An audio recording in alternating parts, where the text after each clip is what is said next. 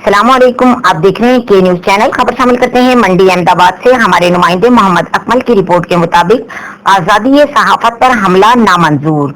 मंडी Ahmadabad Okara senior सहाफी general secretary PFUJ सदर electronic press club Okara Abbas Ali Jat पर नामालूम अफराद ने कातलाना हमला कर दिया।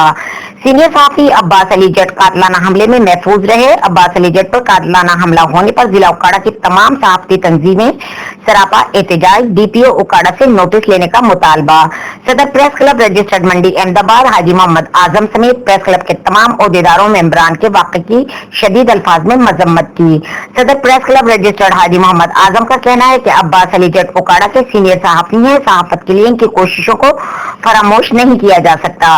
अब्बास अली जट पर हमला आजादी सहाफत पर हमला है। उकाड़ा भर की सहाफती तंजीमों में तशवीश की लहर दौड़ गई। DPO उकाड़ा उमर सईद मलिक फौरी तौर पर नोटिस लेते हुए मुल्जिमान को कैफरे किरदार तक पहुंचाएं।